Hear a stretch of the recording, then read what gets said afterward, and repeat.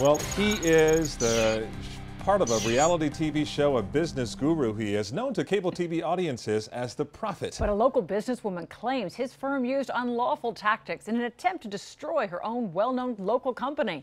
Investigator Bob Norman has the exclusive story of a woman who refused to back down.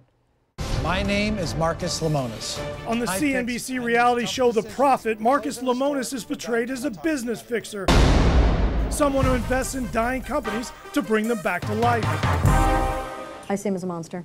But Fort Lauderdale businesswoman and single mom Gigi Stetler says Lemonis, before he became a TV star, didn't try to fix her thriving RV business, but tried to destroy it. He's a monster, and her attorneys have filed a lawsuit naming Lemonis' company and another mogul, Palm Beach developer Mark Bellissimo, that seeks millions of dollars in damages on allegations of conspiracy, unlawful practices, and theft of trade secrets.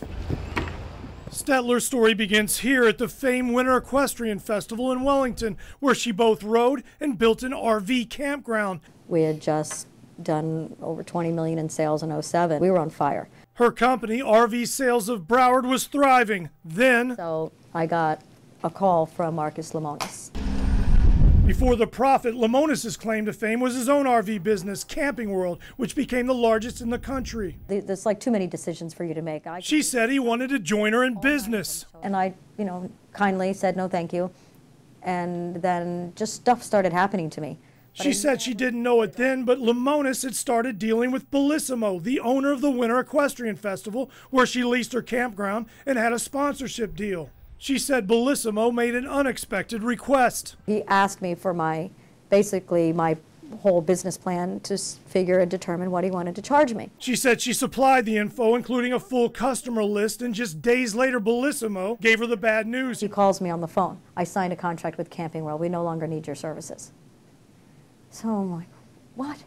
So I said, well, the campground's mine. I'm sure you're talking about the sponsorship. He goes, nope, you don't have that anymore either. You're done. Camping World RVs and ads replaced hers overnight, but not to be stopped. Stetler opened a small competing campground nearby, where she rented RVs at half the price of Camping World. Tensions ran high between the companies. I have a trespassing letter. They trespassed her off the property, banned her from coming here at all, not even to show her horses or to network with customers. Well, now I have no business, no customers. Stetler filed a protest with the United States Equestrian Federation, alleging she'd been wrongfully banned and obtained what she calls the smoking gun. Emails from Camping World reps to Bellissimo's company complaining that Stetler was undercutting their prices and upsetting their business. One said, quote, stopping her would go a long way. Her attorney, Jamie Sasson. This was a setup plan, conspiracy, to interfere with her customers and basically ultimately cause her financial harm. Stetler flew to Louisville, Kentucky for the hearing with her teenage son to face off against Bellissimo and his attorney. I didn't have a lawyer. I couldn't afford lunch, not to mention lawyers. The board not only ruled in her favor, but fined Bellissimo for banning her without just cause and ordered she be allowed back. So I won. Can you talk about those allegations? No. When I caught up with Bellissimo at the showgrounds, he refused to answer questions. You can't tell us why you threw her off the showgrounds? No, I think just talk to my attorney. Stetler survived. She's back in the saddle with a new business. Planet RV and Davy, one of the largest RV dealers in South Florida. They never thought that I would fight them.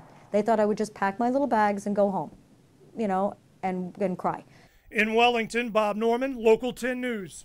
A call for Bellissimo's attorney wasn't returned. Lemonis wouldn't appear on camera, but he told Bob he had nothing to do with the banning of Stetler from the Equestrian Festival and said he did nothing wrong and, quote, there will be no settlement and no negotiations prior to trial in what he described as a shakedown attempt.